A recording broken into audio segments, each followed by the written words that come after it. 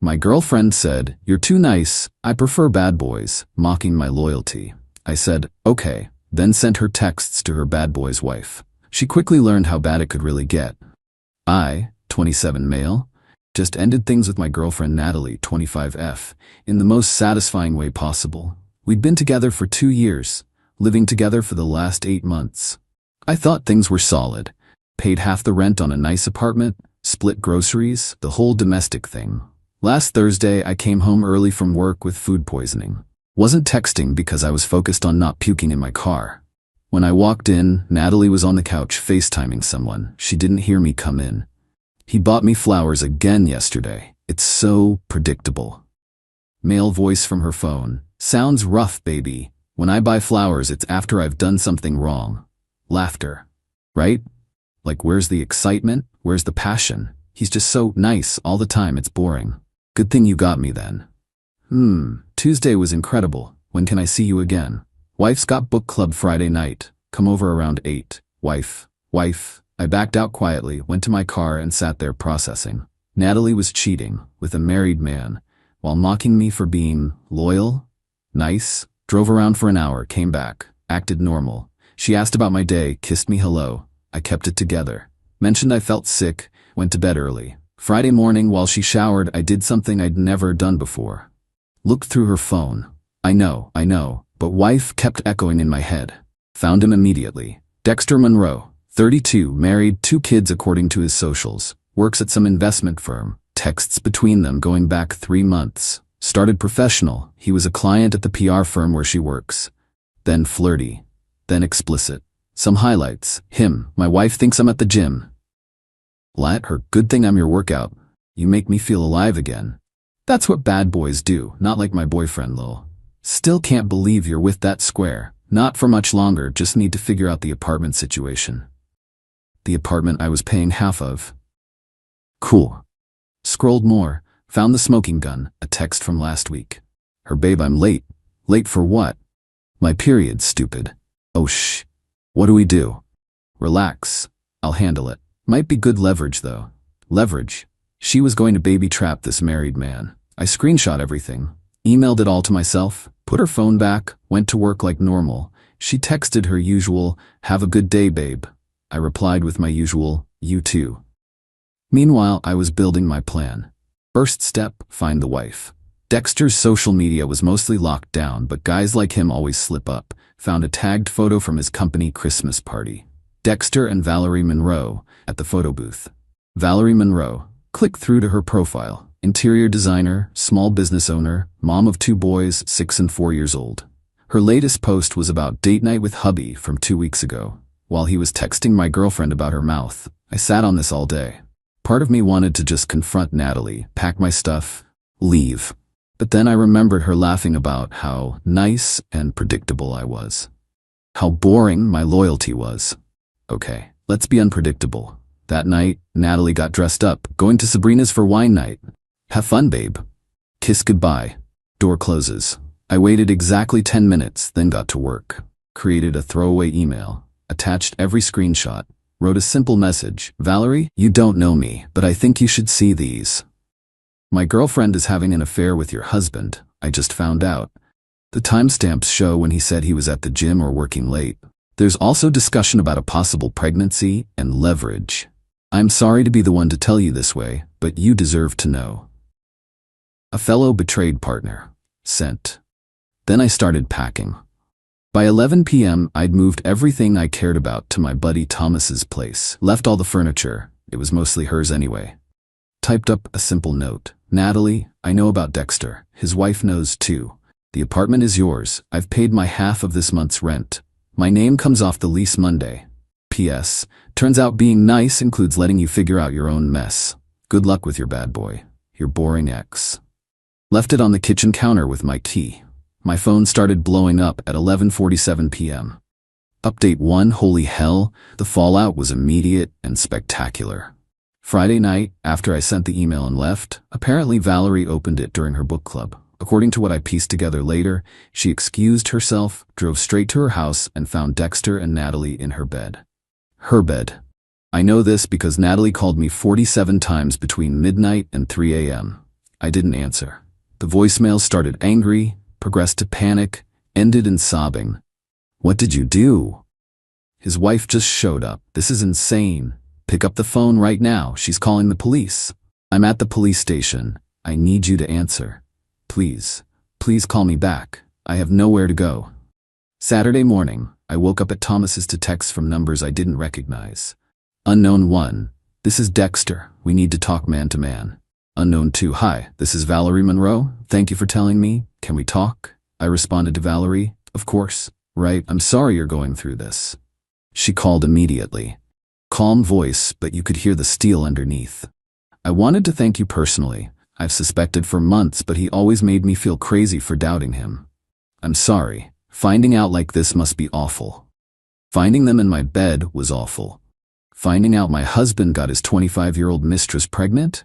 That's beyond awful. She's pregnant? Oh yes. She made sure to tell me, right before I had her escorted out by the police. Jesus. Can I ask, how long have you known? Found out Thursday, sent you the screenshots Friday night. You didn't waste time. She thought I was too nice, figured I'd do the nice thing and tell the truth. She actually laughed. Well, your ex is about to find out how not nice the world can be. I've already frozen our accounts and called my lawyer. Dexter makes $300K a year and signed a prenup. Infidelity clause. He's done. Meanwhile, Natalie's attempts to contact me escalated. Since I wasn't answering, she went through mutual friends. Saturday afternoon, my phone rang. Jake, a mutual friend. Dude, what happened? Natalie's at my place freaking out. She cheated. I left. Pretty simple. She said you got her arrested? No, she got herself arrested. I just told the truth. Bro, she's saying she's pregnant. Not my problem. It's Dexter's kid. Who's Dexter? The married man she's been screwing. Silence. Then, oh shit, she didn't mention that part. Shocking. She needs to get her stuff from the apartment. Door's unlocked. I left my key. She can get whatever. You're not gonna be there? Nope, got everything I need. Cold, man. Thought I was too nice? He hung up. Saturday harassment began. Since I wouldn't answer Natalie, she tried everything. Made a fake Instagram to DM me, emailed my work address, called my mother who told her to kick rocks, showed up at Thomas's apartment. That last one was fun. Thomas answered the door. Is he here? I know he's here. He's not here, Thomas lied smoothly. I'm pregnant. He can't just abandon me. Sounds like a you problem. This is all a misunderstanding. If I could just explain. Explain what? How you tripped and fell on another man's decay. She started crying. Loud, dramatic sobs. Neighbors came out. Someone threatened to call the cops. She left. Sunday brought new developments. Dexter's wife Valerie texted, my lawyer would like to speak with you about the screenshots. Would you be willing to provide a sworn statement? Absolutely. Also, thought you should know, the pregnancy appears to be a lie. She admitted under pressure that she was just late, not actually pregnant, was trying to trap him. Of course she was. Then Dexter himself showed up at Thomas's place. Different approach than Natalie. All business, bro. We need to squash this, he said when Thomas answered. I came to the door. Nothing to squash. Look, I'll pay you. $50K to delete everything and tell my wife you made it up. Your wife already has everything, also saw them in her bed, so $100K. Dude, your wife knows, it's over. You ruined my life. No, you ruined your life. I just CC'd your wife on the memo. He stepped forward aggressive like. Thomas, who boxes for fun, stepped between us. Time to go, homie. Dexter left, but not before. You have no idea who you're messing with. A middle manager having a midlife crisis? I'm terrified. Monday morning came with consequences for everyone. I went to the leasing office first thing, removed myself from the apartment lease. The manager, Sharon, was confused. Usually both parties need to agree. Here's the thing, Sharon. My ex was using the apartment for prostitution. What? Not professionally, but she was sleeping with a married man there. His wife caught them Friday and police were involved. I can't be associated with that. It wasn't technically prostitution, but the threat of police reports and drama was enough. Sharon agreed to expedite my removal. Meanwhile, Natalie was learning about real consequences. Her job at the PR firm? Gone. Turns out sleeping with clients is frowned upon. Especially married ones. Especially when their wives are also clients. Valerie's interior design business used the same firm. She texted from a new number. I got fired because of you. You got fired because you slept with a client. You didn't have to tell anyone. I didn't. His wife probably did when she called your boss. I'm going to be evicted. I can't afford the apartment alone. Should have thought of that before needing a bad boy. I hate you. K. But the best part came Tuesday afternoon. Valerie called again. Wanted to update you. My husband is being served divorce papers today. Also, your ex is being sued. Sued? Alienation of affection. It's still recognized in our state. My lawyer says the texts where she discusses leverage and admits to knowing he was married make it a slam dunk. Wow. She's looking at significant damages, especially since she discussed intentionally getting pregnant to extort him. Holy shit. Play stupid games. Win stupid prizes. We actually laughed.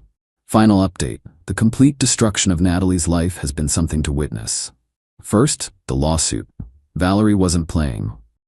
Alienation of affection suit filed for $500K. Natalie hired some bargain lawyer who told her to settle. She doesn't have $500K. She doesn't have $5. Her parents got involved. Called me begging to make this go away. Her dad actually said, "You destroyed our daughter's future," over hurt feelings.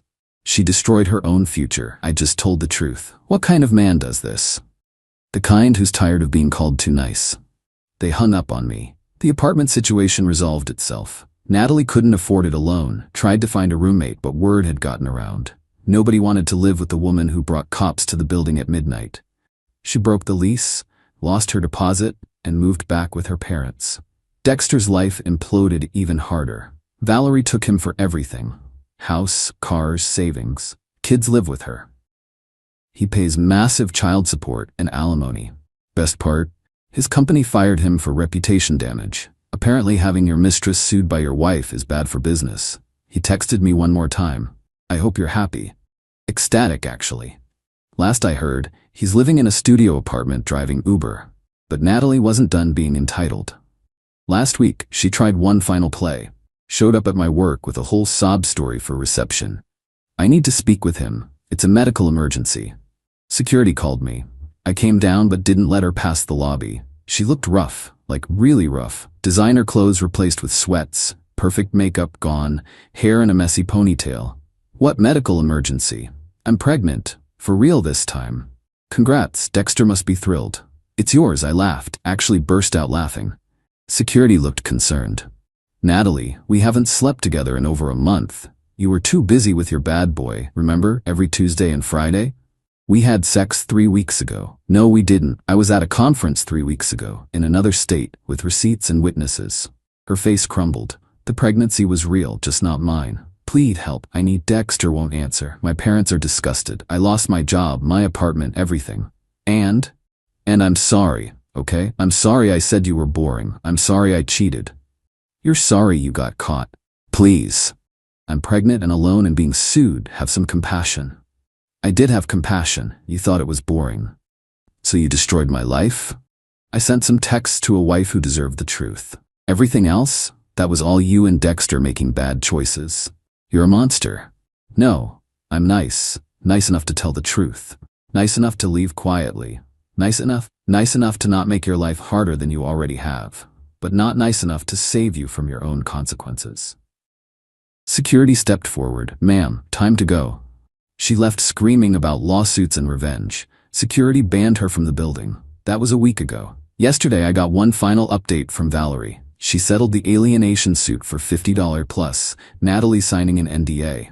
Natalie's parents paid it to make everything go away. Valerie's donating it to a women's shelter. Poetic justice, she said. As for me, I'm good. Better than good. Started seeing someone new. A teacher named Grace, who thinks bringing flowers is sweet, not boring. She actually appreciates nice. Natalie wanted a bad boy. She got one. A married one who ruined her life and left her pregnant and sued. Meanwhile, her too nice boyfriend just told the truth and walked away. Guess being nice isn't so boring after all. It's just smart enough to know when to stop. The last text I got from her was, "I hope you're happy ruining lives." I didn't respond. But yeah, Natalie, I'm pretty happy. Turns out watching karma deliver consequences to people who mock loyalty is actually quite satisfying. Enjoy your bad boy consequences. I'll be over here being predictably happy without you.